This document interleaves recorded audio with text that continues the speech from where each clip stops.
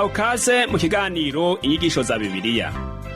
Muri iki kiganiro tugenda turaba ibice by'ibyanditswe muri Bibiliya, ijambo ry'Imana, tukarimbura insiguro yavyo. Ni ikiganiro gitanga inyigisho z'ibyanditswe vyera mu kiringo c'imyaka 5. Inyuma y'icigwa turaguha inomero woturonderako mu gihe wogira ico ugomba guterera canke kubaza. Kaze rero twumvirize kandi twigishwe.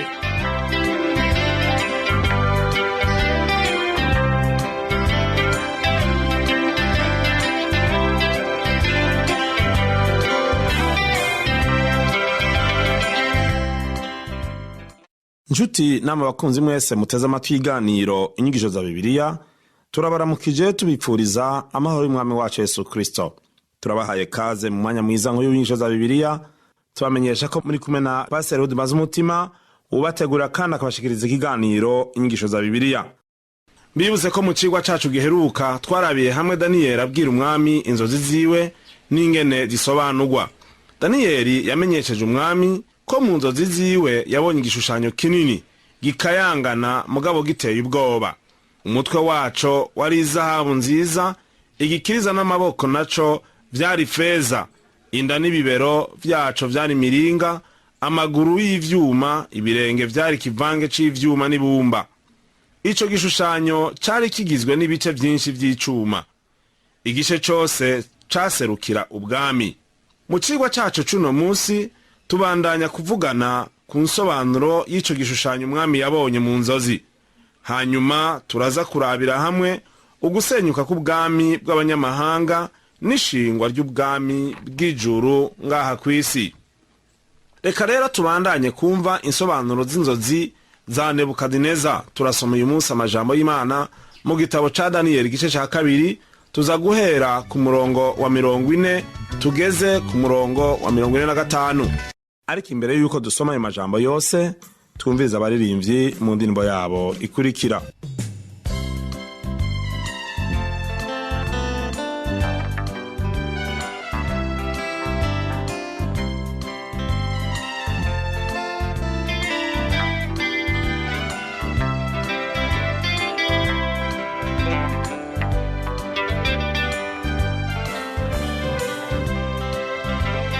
Transworld Radio, oh, Transworld Radio, Transworld Radio,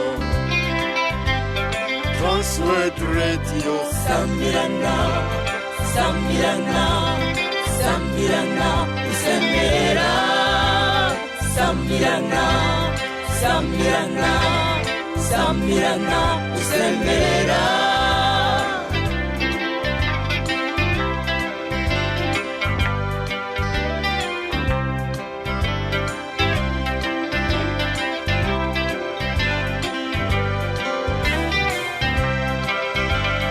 Samirana, Samirana, Samirana, usemberera, Imana ihabwa icyubahiro. Samirana, Samirana, Samirana, usemberera, Imana ihabwa icyubahiro.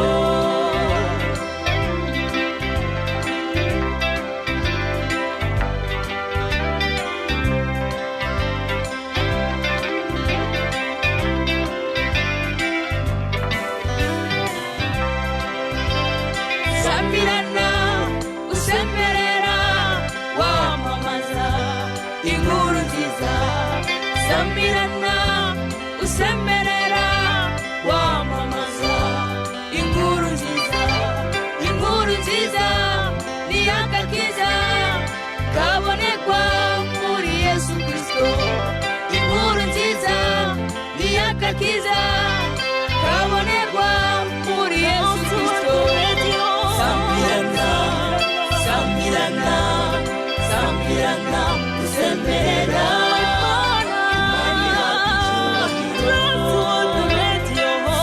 Samirana, Samirana, Samirana, usemberera, Imana ihabwa icyubahiro. Samirana, Samirana, Samirana, usemberera,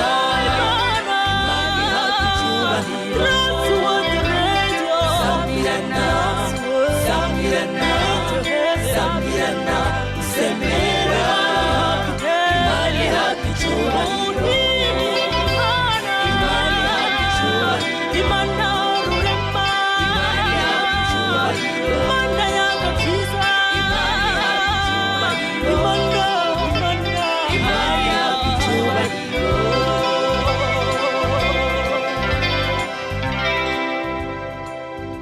Murakoze baririmbyi, umwami Yesu Kristo abaha umugisha. Namwe mwese abateze amatwi inyigisho za Bibiliya, dusomere hamwe amajambo y'Imana mu gitabo ca Daniyeli igice ca 2 umurongo wa 40 tugeze kuri 43. Haravuga ngo, ariko ubwami bwa kane buzokomera nk'icuma, kuko ivyuma arizo bimenagura ibintu byose bikabijanjagura, kandi nk'uko ivyuma bifyonyora ivyo byose, niko ubwo bwami buzomenagura bukajanjagura buryo. Kandi nk'uko wabonye ibirenge n'amano ari kivange c'ibumba n'ivyuma, niko ubwo bwami buzoba ubwami butandukanye, muri bwo hazoba inkomezi nk'iz'ivyuma, nk'uko wabonye ivyuma bivanze n'ibumba. Kandi nk'uko amano yari kivange c'ivyuma n'ibumba, niko ubwami buzomera, igice kimwe kizokomera, ikindi kibe urujo. Kandi nk'uko wabonye ivyuma bivanze n'ibumba, niko bazokwabirana n'abandi bantu, ariko ntibazofatana nk'uko ivyuma bitavangika n'ibumba. Iki ni igice gihambaye mu majambo yo muri Bibiliya. Ikivugwa cyane ni ubu bwami bwa kane gusumba ubundi bwami butatu buri hamwe. Imirongo 4 hano yakoreshejwe na Daniyeli mu kuvuga ingene bumeze, mu kubusobanura. Umurongo umwe gusa, umurongo 39, niwo wakoreshejwe mu kuvuga ingene ubwami bwa kabiri n'ubwa gatatu bumeze: Ubumedi n'Ubuperesi, Ubugiriki na Makedoniya.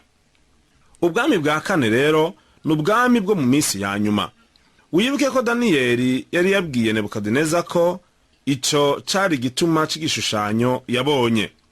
Imana ivugana na Nebukadineza asenga ikigirwamana icishije muri iki gishushanyo, imubwira ico azoba mu minsi y'iherezo. Nebukadineza niwe yari arongoye isi yose muri ico gihe, rero yibaza aho izoherera. Nshuti yanje mugenzi uteze amatwi inyigisho za Bibiliya, turi mu gihe cy'iminsi ya nyuma, kandi ico kiracari kibazo uyu munsi. Mbega iyi si iriko ijahe? Dukwiye gusubira inyuma, hanyuma dusubire turabe iki gishushanyo Nebukadineza yabonye. Ngo cari igishushanyo kinini, gikayangana kandi giteye ubwoba. Nebukadineza yakibonye mu nzozi nk'igishushanyo cuzuye i Babuloni hose. Cari igishushanyo c'ivyuma vyinshi, umutwe waco wari izahabu. Uyu mutwe rero wavugwa yari Babuloni. Igikiriza n'amaboko vyaco ngo vyari feza. Ivyo vyerekana Ubuperesi n'Ubumedi. Igice c'umuringa cagereranywa n'ubwami bw'Ubugiriki na Makedoniya. Amaguru yari ivyuma, ubwo bwari ubwami bw'Uburoma. Mu maguru haco vyari kivange c'ivyuma n'ibumba, vyerekana ko ukuntu ubwami bwa nyuma bw'Iroma buzoba bumeze. Igishushanyo Nebukadineza yabonye cerekana ubwami bune, kandi hari vyinshi vyo kwihwezwa kuri bwo. Hari ugusubira inyuma kuva ku bwami bumwe uja ku bundi, kandi ibi biraboneka neza no mu buryo bwinshi dushobora kubona. Uku gusubira inyuma gutandukanye n'inyigisho n'ivyiyumviro vy'ubu. Intumbero yacu uyu munsi nuko ku munsi tugenda tumera neza. Inyigisho z'intambuko z'aho umuntu yavuye ziriho uyu munsi, kandi muri Amerika umwe yaravuze ngo twiyumvira ko dufise ubutegetsi bwiza, tugaca tubona ko turi abantu bo hejuru y'abandi. Umuntu yamye abona ko ari wari mwiza, ariko Imana itubabarire. Ivyo arivyo vyose, ico dufise hano ni ugusubira inyuma ku bwami bumwe uja ku bundi. Uko bukurikirana, bumwe bwose ni buto y'ubwo bikurikirana. Ibi vyerekanirwa mu gishushanyo mu buryo bwinshi bukurikira. Ubwa mbere, ubwiza bw'icuma. Izahabu ni nziza gose, gusumba ifeza. Ifeza nayo ni nziza gose gusumba umuringa. Umuringa nawo ni mwiza gose kuruta icuma. Hanyuma icuma ni ciza kuruta ibumba. Hari ugusubira inyuma rero kuboneka. Ubwa kabiri, uburemerezi buboneka bw'ivyuma. Icuma cose cerekana ugusubira inyuma. Igihagararo c'icuma. Umutwe ufise icubahiro cane kuruta ibirenge. Amajambo yo mu vyanditswe mu gitabo ca Daniyeli igice ca 2:39 avuga ngo, kandi mu nyuma zawe hazovyuka ubundi bwami butanganya n'ubwawe gukomera. Ivyanditswe vyera birerekana neza ko ubwami bwose bugenda buba buto kubwo bukurikiye. Ubwa gatanu, ibice vy'ububasha bwose. Ibice vy'ububasha vyerekana intege nke. Nebukadineza niwe mutwe w'izahabu, ariko hari amaboko abiri y'ubwami bw'Abamedi n'Abaperesi. Ubwami bw'i Babuloni rero bwari bukomeye kuko butari bugabuwemwo ibice. Ubwami bw'Ubugiriki na Makedoniya bwatanguye ari bumwe, ariko mu nyuma bwigaburamwo kune. Uburoma bwari bufise amaguru abiri y'ivyuma, ariko havuyemwo amano 10 agizwe n'ivyuma n'ibumba.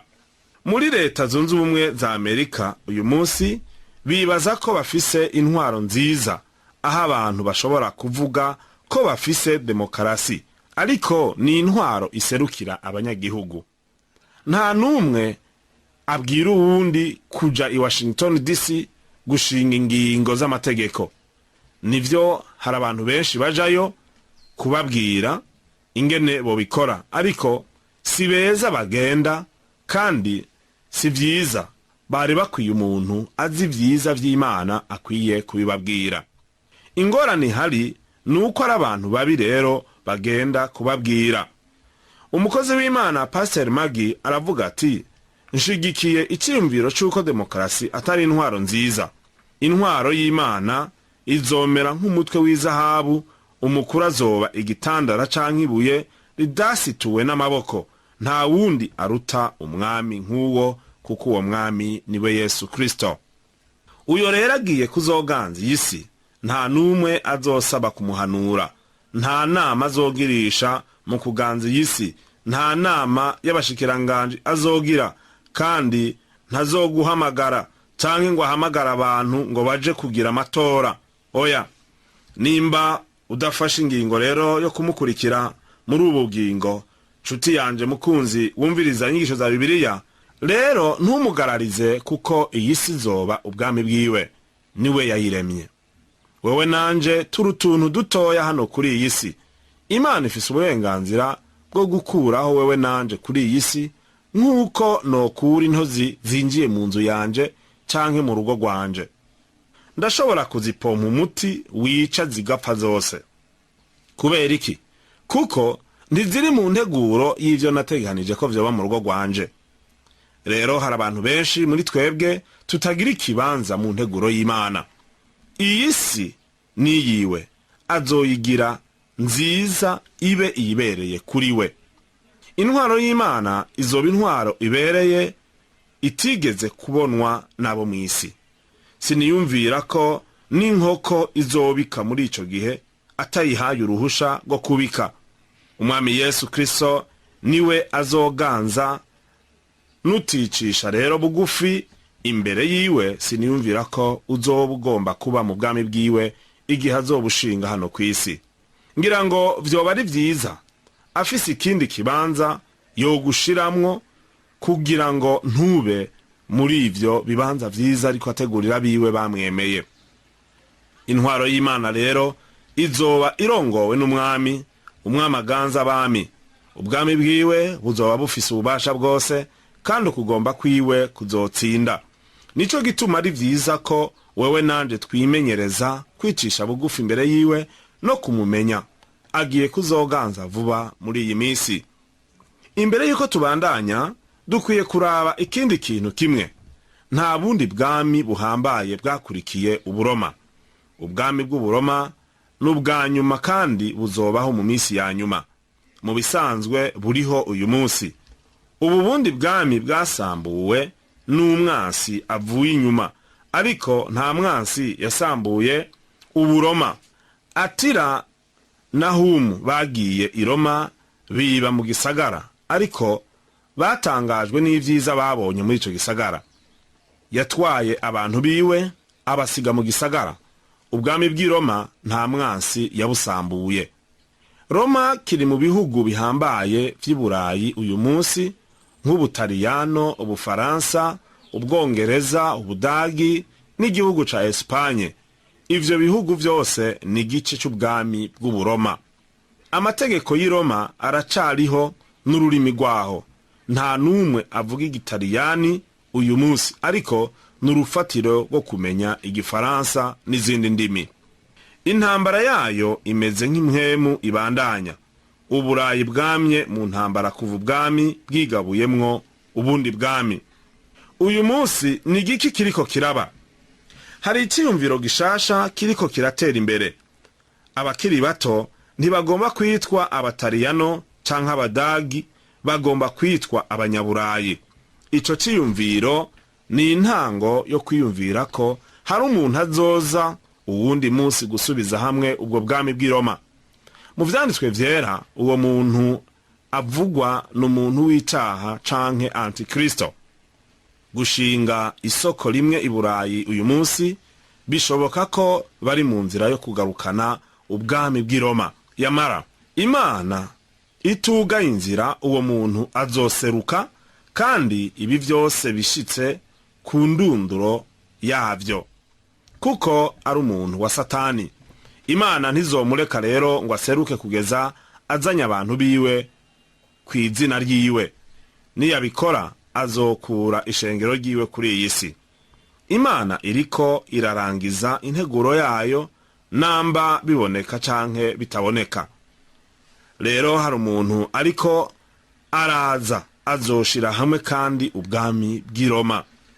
Sinigeze mvuga ukuzuka k'ubwami bw'i Roma. Ibi vyerekana ko bwapfuye. Urabona, ubwami bw'i Roma bwaguye hasi, burasanganguka, ntibwaba bugikomeye. Ishengero rya Katoliki ry'i Roma ryaragerageje gukora uko rishoboye mu ntango yaryo, ariko ntaco ryashitseko. Uwitwa Charlemagne nawe nyene yagerageje kubusubiza hamwe, ariko vyaramunaniye. Napoleon nawe nyene yagerageje n'abandi bami bahambaye bo mu Budagi gusubiza hamwe ubu bwami, ariko ntivyamushobokeye. Hitler na Mussolini nabo nyene baragerageje biranka, ariko nuko wa muntu ataraseruka azobishitsa. Imana rero ntirashinga ko aseruka. Reka ubu naho turabe ugusenyuka k'ububasha bw'ubwami bw'abanyamahanga n'ugushingwa k'ubwami bw'ijuru ngaha kw'isi. Mbega nirihe herezo ry'ubu bwami bwa nyuma, ubwami bw'icuma c'ikivange n'ibumba? Ibumba nizera ko riserukira abantu benshi, ibihugu bitandukanye vy'amano 10. Icuma kivuga ukuntu Buroma buri ku gihe ca nyuma c'ubwami bwa kera. Mbega buzorangira gute? Inyishu tuyisanga muri iki kigabane ca nyuma c'igihimba ca kabiri, nk'uko tubisoma mu gitabo ca Daniyeli igice ca kabiri ku murongo 44 gushika 45. Havuga ngo, nuko ku ngoma z'abo bami Imana yo mw'ijuru izohagurutsa ubundi bwami butazokwigera buhangura, kandi ingoma y'inganji yabwo ntaho izonyagwa n'irindi hanga, ariko buzomara bukomvomvore ubwami bwose bw'abo bami. Yamara bwo buzohangama gushitsa ibihe byose. Uko wabonye ibuye ryasituwe ku musozi atamaboko arisituye, rikamenagura ivyuma n'imiringa n'ibumba n'ifeza n'izahabu, nuko mugenzi Imana ihambaye yakumenyesheje ibizoba mu gihe kizoza, kandi izo nzozi ni iz'ukuri, insobanuro yazo ntizohinduka. Antikristo canke umuntu w'icaha afise amazina nka 35 muri Bibiliya. Niwe azogarukana ubwami bw'i Roma. Niwe azogenzura isi, azoganza isi nk'uko Nebukadineza yakoze mu ntango. Ivyo kandi turabibona mu gitabo c'Ivyahishuriwe Yohana igice ca 13. Uko niko intwaro izoba imeze, ariko nimba umuntu mubi ari wazoba ari hejuru, izoba intwari iteye ubwoba. Ibi vyari ukuri kuri Nebukadineza, nk'uko tubibona niko bizoba ari ukuri kuri Antikristo. Igihe umwami Yesu azoza, azoganza n'ububasha bwose, kandi azotsinda abamuhaririza bose. Mu ijambo ry'Imana dusoma mu gitabo ca Zaburi igice ca 2:9 haravuga ngo, uzobavunaguza inkoni y'icuma, uzobamenagura nk'ikibumbano. Siniyumvira ko igomba ko mbabazi uyu munsi. Nimba utabishima, no gusaba ko uva kuri iyi si ukaja nko ku kwezi canke ahandi. Agiye kuzoganza iyi si, kandi niyumvira ko azoganza n'ikibanza uzoba wahisemo kujamwo. Iyi ni isi yiwe. Iri jambo twasomye ngo ibuye ryasidutse ridasituwe n'amaboko, nta kindi vyerekana atari umwami Yesu. Kandi uyu Yesu niwe buye rikomeye. Uyu si umuntu gusa, uyu nuwasizwe amavuta n'Imana. Umwami Yesu bwiwe yerekanye neza ko ari we buye. Mu gihe ciwe hari abantu benshi boba baratahuye ico yariko aravuga gusumba bariho uyu munsi. Dusomye mu butumwa bwiza bwa Matayo 21:44 yavuze ngo, ariko uzogwa kuri iryo buye azovunagurika, ariko uwo rizogwa ko rizomuvunagura. Nibuye, ibuye rizima, kandi ni itanguriro. Nk'uko tubibona mu majambo y'Imana mu cete ca mbere Paulo yandikiye Abikorino 3:11 ngo, kuko irindi tanguriro ata muntu ashobora kurishiraho atari ryashizweho niryo Yesu Kristo. Niwagwa kuri iryo buye uko nukuruhuka kuri wewe mu kwizera. Uze rero nk'udafise icyo asaba, yamara ko amaraso yiwe yakuviriye, uramenagurika. Uza nk'umunyavyaha ataco ufise utanga, ariko Kristo niwe buye rikomeye ryo kuruhukirako. Ibuye ni izina rimwe muri menshi yitirirwa Kristo muri Bibiliya nk'umukiza n'umucamanza. Ni igitandara c'agahore, nk'uko tubibona mu gusubira mu vyagezwe 32:4. Iyi mirongo kandi muri Daniyeli ivuga igihe azoza ngaha kw'isi nk'umucamanza, ahazotsinda abagarariza Imana bose. Ibice biri hano vyerekana ukugaruka kwa kabiri kwa Kristo ngaha kw'isi, nk'uko tubisoma mu buryo bwiyaguye mu gitabo c'Ivyahishuriwe Yohana 19:11-21. Ukuza kwiwe rero kuzoba guhambaye, kuzoba ukw'ivyago. Uku kuza kwiwe kandi tugusoma mu vyanditswe vyera muri Zekariya 14:1-3, Yoweli 3:2, kandi 9:16, Yesaya 34:1-8, na Zaburi igice ca 2. Ukwishira hejuru k'umuntu kubwo kuganza iyi si kuzosenyuka. Biragoye rero kuri twebwe gutahura ibi mu vyiyumviro vyacu. Turi mw'isi yaciriwe urubanza. Iyi si ntiri ku rusambo. Numva abantu bavuga ngo nzogira igihamana. Mugenzi wanje, utarakizwa nta mana kandi nta gihamana ufise. Warazimiye. Uriho utagira Imana. Nta rugero rw'Imana ufise. Ico ufise mu mutima ni ngira ngo ufise ukugomba guke ko kuba umunyedini. Ntugomba gutsindira ingabire kubwo kuja mu ishure yo kuw'Imana. Ntugomba kandi gusiba ku munsi w'Imana. Yamara mugenzi wanje, ukwiye kwizera Kristo nk'umukiza, kandi ntivyoroshe kubikora. Rero sinzi kuza kuri iryo buye canke iryo buye riza kuri wewe. Ntivyoroshe kumwunamira no kumumenya uyu mwami Yesu Kristo. Kime gusa no kwiyugurura umutima wawe. Jewe noshima kuja kuri iryo buye. Imana iguhe kuzoheraheza umunsi wawe muto wo kubaho muri uyu mubiri. Ubwami bw'Imana buzotsimbatara kandi kumara imyaka 1000. Isi izoba iri mu biganza vya Kristo. Mbega ntiwumva ko amahirwe kuzobana nawe? Uretse akanya gato Satani n'icaha bazokwemererwa ubwa nyuma kugerageza no gucumuza abagororotsi b'Imana, ubwami bwa Kristo buzobandanya kugeza ibihe bidashira. Ivyo turabibona iyo dusomye mu gitabo c'Ivyahishuriwe Yohana igice ca 20. nshuti yanje mugenzi wumviriza amajambo y'Imana muri izi nyigisho za Bibiliya, mbega wewe uhagaze he? Wumva uri mu bazokugwa muri iyi si bakajana na Kristo mwizuka rya mbere aho ishengero rizoduganwa, canke uri mu bazosigara bakababazwa? Ndakwifurije kumenya ibi, ko Yesu Kristo azoganza isi ariko azoshibura ashire kure abamugararije. Ni vyiza rero kuva mu mugararizo ukamenya Imana kandi ugaheba icaha, kuko icaha nico mugararizo. Imana iguhezagire uburyo bwose uhishurirwa aya majambo, maze umutima wawe ugafata ingingo yo kuva mu caha. Imbere yuko turangiza, nifuza yuko twosengera hamwe, maze niba umutima wawe wumva ugaragaza ico wobwira Imana ngo uve mu bugarariji ubone kuzoba mu bwami bwiwe, uyo n'umwanya wawe. Kaze Yesu aguhezagire. Dusenge. Mwami Yesu Kristo, turagushima ko ari wewe buye ryiza kandi buye ry'urufatiro, kuko atarundi rufatiro umuntu ashobora gushinga kiretse urwashizweho nawe, ni wewe Kristo. Abantu bawe Mana bamaze kumva amajambo y'Imana, kandi bigaragara yuko abatari mu bwami bwawe bazoba mu bagararije. Ndakwinginze Mana, wongere wemere kandi wakire aba bantu bose bari imbere yawe n'imitima ikwifuza, kugira ngo ubeze, ubakure mu caha c'umugararizo, ubatunganye kuba bawe. Urakoze kuri Imana ibikora kandi kuri Imana ibishitsa. Mu izina ryawe ryera niho tubisavye, amen. Ikiganiro cacu c'uno munsi garukiye ngaha, naho ubutaha. Yesu abahezagire.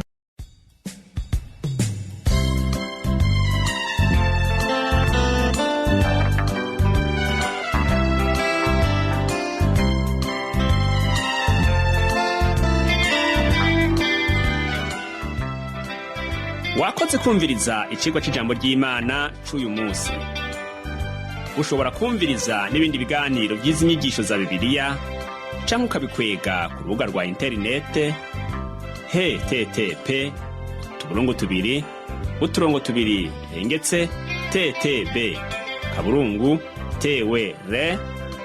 ttp://twr.org. Ushobora kumviriza ikiganiro co muri iyi ndwi, canke ugafyonda ahanditswe ngo rondera ukurikije itariki, kugira ngo wumvirize ikiganiro camaze kurengana. Ushobora no gufyonda ahanditswe ngo rondera ukurikije ivyanditswe, kugira ngo wumve ibiri muri ico gice c'ivyanditswe vyera ugomba. Ufise ico wunganira canke ubaza, twandikire ku gasanduku ka posta 1140 i Bujumbura. Email ni twewerundi@gmail.com. Ushobora no kutwakura kuri iyi telefone yo mu biro. Inomero ni 22 24 26 57 mu masaha y'akazi, canke kuri telefone ngendanwa.